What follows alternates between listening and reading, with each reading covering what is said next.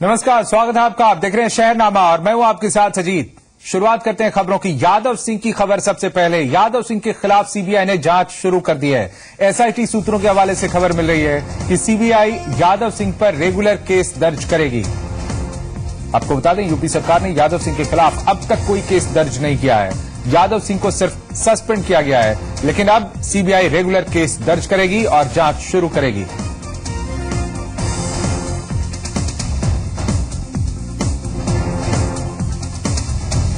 Noida authority के पूर्व chief engineer Yadav Singh के ठिकानों पर आयकर विभाग ने बीते साल नवंबर में छापेमारी की थी और तब यादव सिंह के घर में खड़ी कार से 10 करोड़ कैश बरामद किया गया था। इसके साथ ही अरबों रुपए की अवैध संपत्ति का खुलासा हुआ था। यादव सिंह पर सस्ते दामों पर प्लॉट मुहैया कराने का आरोप है। जिन कंपनियों को प्लॉट बेचे गए, उन्होंने प्लॉट खरीदने के बाद पूरी कंपनी बेच दी।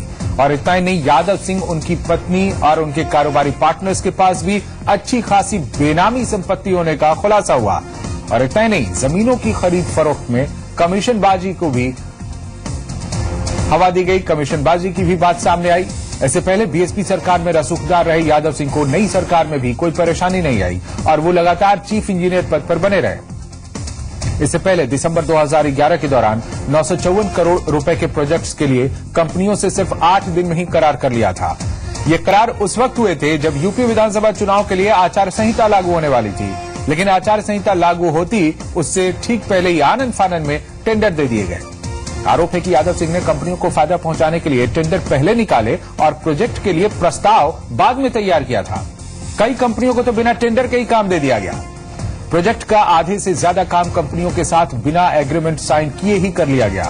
कंपनियों को ज्यादा पेमेंट किए जाने के चलते अथॉरिटी को करोड़ों का नुकसान भी झेलना पड़ा। लेकिन चौंकाने वाली बात यह है कि 954 करोड़ के इस घोटाले में यादव सिंह को सीबीसीआईडी ने क्लीन चिट दे दी थी। हालांकि इस घोटाले के चलते यादव सिंह जून 2012 में सस्पेंड भी हुआ, लेकिन दोबारा न केवल बहाल किया गया बल्कि पहले से भी ज्यादा ताकतवर हो गया।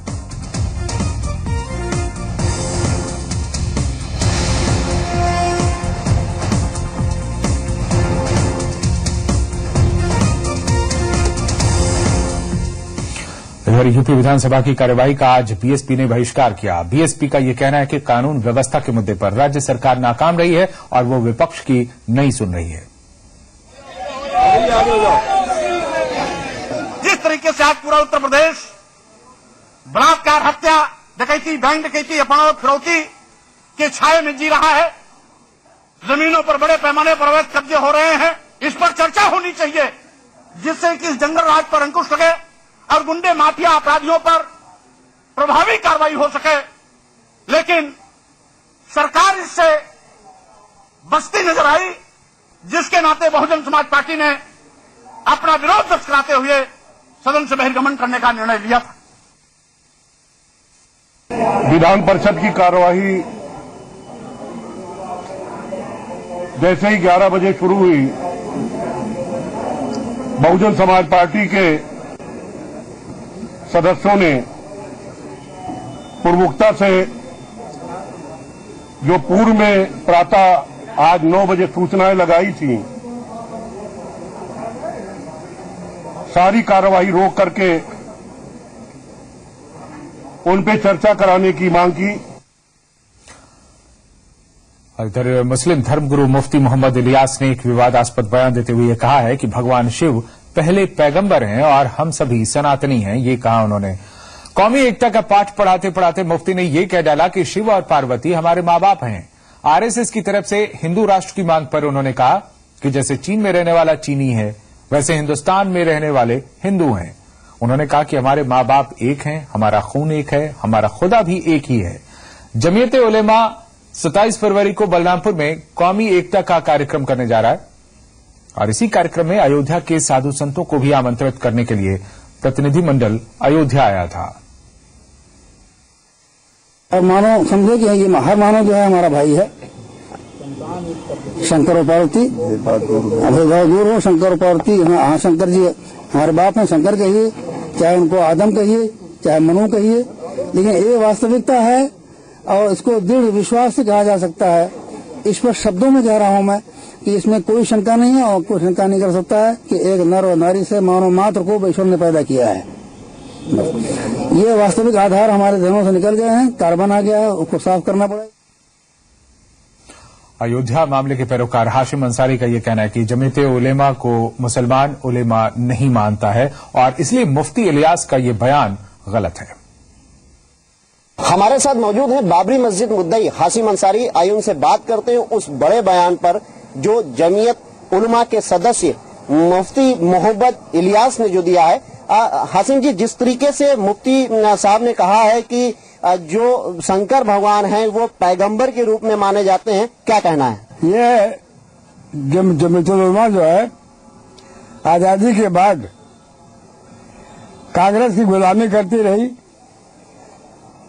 और 100% मौलाना मुसलमान जमीयत उलमा को नहीं मानता। तो इस तरीके का जो बयान दे रहे हैं, इसमें पूरे देश में उस बयान की चर्चा हो रही है। बयान के विषय में आप क्या कहेंगे? ये बयान उनका बहुत गलत है। 100% मुसलमान इनकी बात को मानने के लिए तैयार नहीं है। 36 साल तक कांग्रेस की हुकूमत रही और ये जमीयत उलमा के लोग रोटियां सेक रहे थे। कहाँ थे ये लोग? देखिए, जिस तरीके का ये जो बयान है, उनका कहना है कि सभी धर्मों के लिए लोग एक हैं, आतंकवाद बुरा चीज है और ऐसे में जो है सभी धर्मों को लोगों को एक साथ मिलकर भारत देश के विकास की बात करनी चाहिए। भाई, भारत देश के विकास की बात मैं करता हूँ, एकता की बात मैं करता हूँ, मोदी नहीं करता। मोदी तो लड़ाता है। अल्लाह के रसूल ने फरमाया कि जब सब तरफ अंधेरा छा जाए तो लाहौल पढ़ा करो।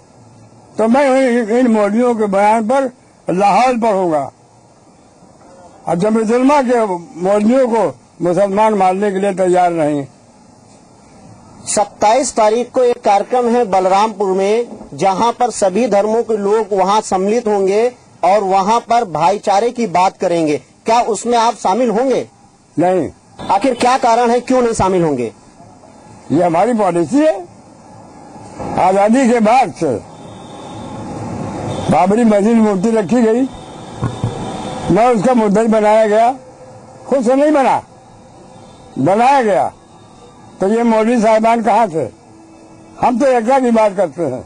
मुफ्ती जी का एक और बयान था कि शंकर जी जो है उन्हीं से जो है आदम हवा मनु पैदा हुए, उन्हीं की सब संतान है। जो लोग यहाँ पर रह रहे हैं वो सब उन्हीं के संतान हैं। ये सारी दुनिया जानती है कि हर इंसान आदम की औलाद है। तो ये मौलवी साहिबान आज तक कहाँ थे? आज इनकी फतवे की जरूरत पड़ रही है।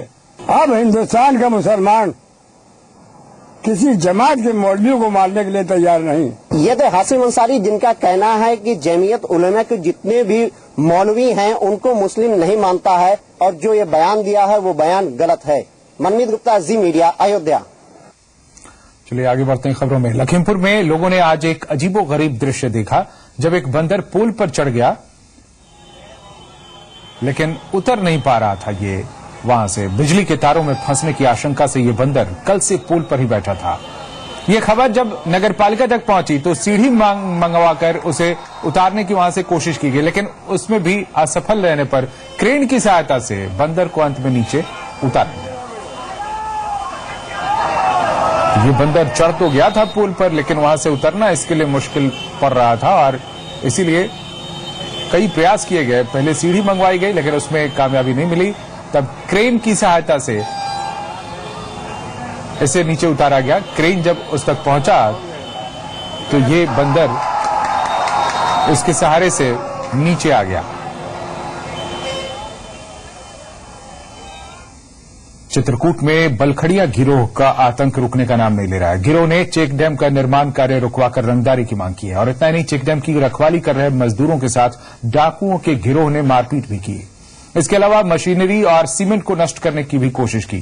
ये चेक डैम भरतकूप थाना इलाके के बाणगंगा नदी पर बनाया जा रहा है। आरोप है कि गैंग सरकारी विकास कार्यों में 10% रंगदारी की मांग करता है।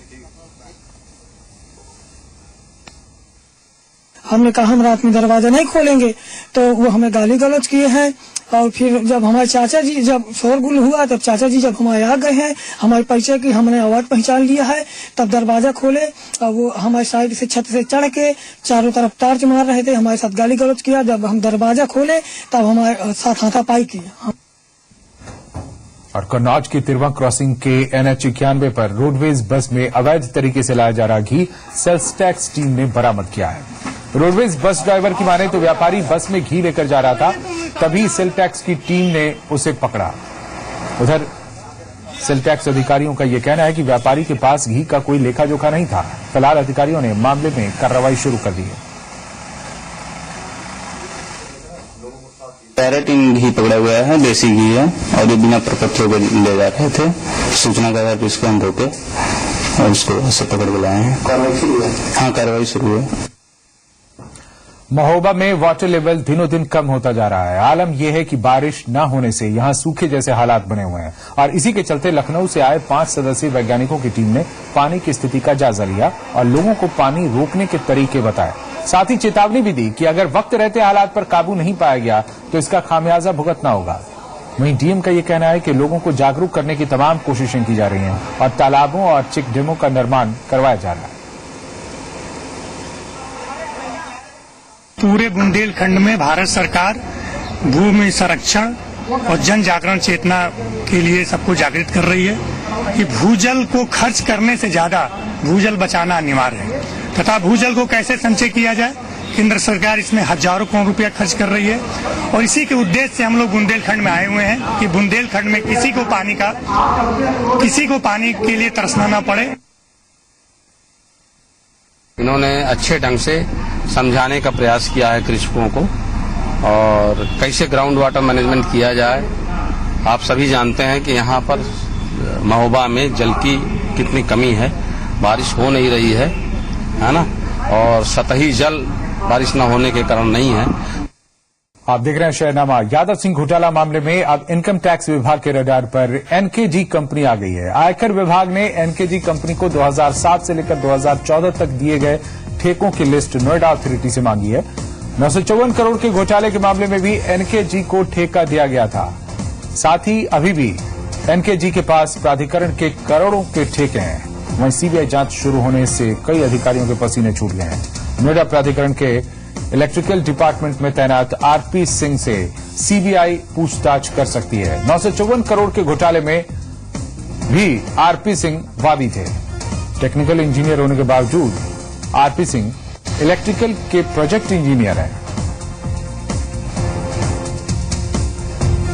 अनुराग चड्ढा हमारे संवाददाता हमारे साथ हैं। अनुराग, जब सीबीआई जांच करेगी तो और कौन कौन से लोग इसके रडार पर आएंगे? और जिस तरह से एनकेजी कंपनी की बात चल रही है और एक और इलेक्ट्रिकल इंजीनियर की बात चल रही है, क्या इन सब से भी जल्द ही पूछताछ हो सकती है? निश्चित तौर पर अजीत, अब सीबीआई जब अपनी पूरी जांच संभालेगी तो उसके बाद कई अधिकारी और कई जो ठेकेदार हैं जिनके साथ यादव सिंह और अथॉरिटी के अन्य ऑफिसर से जुड़े हुए थे, उनसे सीबीआई पूछताछ कर सकती है। अगर हम फिलहाल बात करें इनकम टैक्स विभाग की, नया अपडेट है जिसकी इनकम टैक्स विभाग ने एक नोटिस भेजा है नोएडा अथॉरिटी को और ये कहा है कि जो एनकेजी कंपनी है 2007 से 2014 तक जो भी इस कंपनी को ठेके दिए गए हैं उनकी सूची अथॉरिटी उपलब्ध कराए इनकम टैक्स विभाग को। उसके बाद जांच शुरू होगी कि आखिर एनकेजी कंपनी से आखिर नोएडा अथॉरिटी के ऑफिसर का किस तरीके का प्रेम था, जो कि जितने भी महत्वपूर्ण ठेके वो सभी एनकेजी कंपनी को दिए जाते थे। प्रदीप गर्ग जो कि एनकेजी कंपनी के मालिक हैं,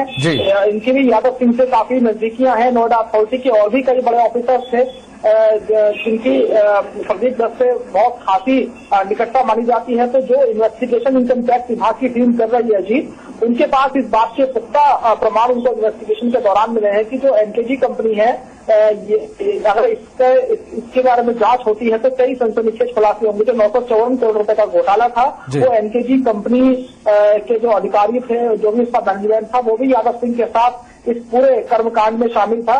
इसलिए जितने भी ठेके दिए गए हैं 2007 से 2014 तक, इन सभी की डिटेल अथॉरिटी से मांगी गई है इनकम टैक्स विभाग द्वारा। इसके अलावा जो आरपी सिंह है, ये प्रोजेक्ट इंजीनियर है नोएडा अथॉरिटी में, ये बहुत ज्यादा करीब माने जाते हैं। जो प्रदीप गर्ग है एनकेजी कंपनी के मालिक जो है, तो निकटता का जो फायदा है वो कहीं ना कहीं उसका लाभ एनकेजी कंपनी को मिलता था। इसलिए इनकम टैक्स के आधार पर एनकेजी कंपनी नंबर 1 ऐसी कंपनी है जिस पर पूरी तरह से जांच का दायरा बढ़ेगा। और अब ये जांच सीबीआई को ट्रांसफर होती है। हालांकि हमारे जो सोर्सेज हैं वो लगातार बता रहे हैं कि इस मामले में सीबीआई को पेपर हैंड ओवर कर दिए गए हैं, बस किसी भी दिन औपचारिक ऐलान हो सकता है और सीबीआई रेगुलर केस इस पूरे मामले में दर्ज करेगी। तो एनकेजी कंपनी से सबसे पूछताछ हो सकती है जो भी इसके मालिक होंगे। और उसके बाद जो आरपी सिंह है, प्रोजेक्ट इंजीनियर यादव सिंह, तो सीबीआई के रडार पर बिल्कुल पहले है, लेकिन बाकी जो बड़े ऑफिसर्स हैं उनसे भी पूछताछ हो सकती है, क्योंकि सीबीआई के सूत्र हमें बता रहे हैं कि नोएडा अथॉरिटी में अगर वो जांच करने आएंगे तो न केवल वो सिर्फ यादव सिंह के मामले की जांच करेंगे, जितना भी भ्रष्टाचार अभी तक हुआ है, जितने भी टेंडर दिए गए हैं, प्लॉट आवंटन है, किस तरीके से बिल्डरों को फायदा दिया गया है, कौन सी अधिक कंपनियां हैं जो यादव सिंह के कहने पर जिनको प्लॉट आवंटित किए गए, यादव सिंह की जो पत्नी है उनका नाम, वो उनका पहले प्रोफाइल क्या था, कितनी संपत्ति उनके पास थी। तो ये सब तमाम जांच निश्चित तौर पर होगी अजी, तो सच जो है वो सबके सामने आएगा। जी बहुत बहुत शुक्रिया आपका जानकारी देने के लिए अनुराग। और केंद्र के भूमि अधिग्रहण अध्यादेश के खिलाफ कल से आंदोलन शुरू हो रहा है। हरियाणा के पलवल से दिल्ली के लिए शुरू हो रही पदयात्रा को अन्ना हजारे हरी झंडी दिखाएंगे। इस यात्रा का नेतृत्व संघ विचारक गोविंदाचार्य और दक्षिण भारत के किसान नेता टी राजेश्वर राव करेंगे। 5000 से ज्यादा भूमिहीन किसान और काश्तकार इसमें शामिल होंगे। इस पदयात्रा में योग गुरु रामदेव के भारत स्वाभिमान ट्रस्ट के सदस्य भी भाग लेंगे। ये यात्रा 24 फरवरी को दिल्ली पहुंचेगी।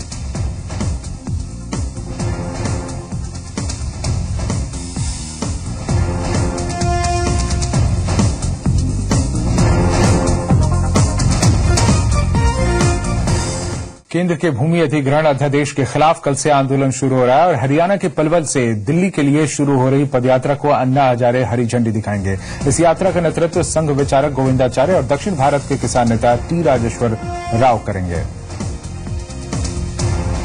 भूमि अधिग्रहण बिल के विरोध में तमाम सारी धाराएं, विचारधाराएं एक हो रही हैं और उसमें से एक गोविंदाचार्य जी हैं। सर, एक कोशिश जो भूमि अधिग्रहण बिल के खिलाफ हो रही है, किस तरीके के लोगों को इकट्ठा करने की, एक जन आंदोलन बनाने की कोशिश कर रहे हैं आप? देखिए, जनता बहुत दुखी हो गई है, आजिज आ गई है, कोई त्राण नहीं देखती, इसलिए मुक्ति के लिए तड़प रही है।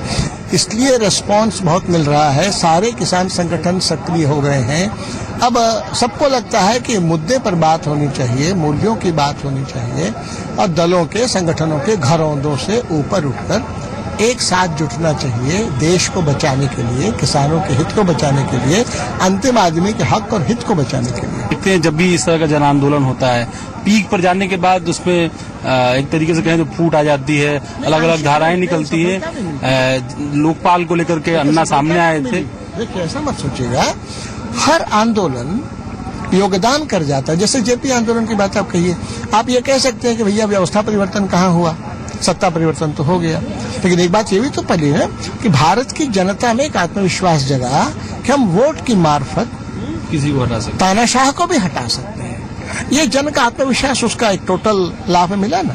उसी तरह से आप लोकपाल आंदोलन ले लीजिए, लोकपाल बना भी और उसमें आगे और कसर ठीक हो जाए उसके लिए भी कोशिश चलेगी। उसके कारण जनता में आत्मविश्वास आया कि हम जग सकते हैं, ना कहना सीख सकते हैं। कितना भरोसा है कि इसको जनता का साथ मिलेगा, किसानों का साथ मिलेगा? ये तो साफ साफ दिखाई पड़ रहा है। हम पीछे रह जा रहे हैं भैया, जनता आगे है इसमें। अन्ना का साथ आना, आपको लगता है कि आपके आंदोलन को एक बड़ा बल मिलेगा उससे? मैं मानता हूँ कि जो अन्ना का व्यक्तित्व है, जो उनकी छवि है, जो उनकी साख है, वो बहुत बड़ा बल है। आज जो मोदी सरकार चल रही है उसकी आर्थिक नीतियां, उससे कितना संतुष्ट हैं आप? मैं बिल्कुल संतुष्ट नहीं हूँ। मैं मानता हूँ कि वह विदेश परस्त और अमीर परस्तियों की नीति पर ही चल रहे हैं। आगे का बजट थोड़ा बहुत अगर मेरे मन में संदेह होगा भी तो दूर हो जाएगा। कैमरामैन जयप्रकाश, अवनीश विद्यार्थी, जी मीडिया, लखनऊ।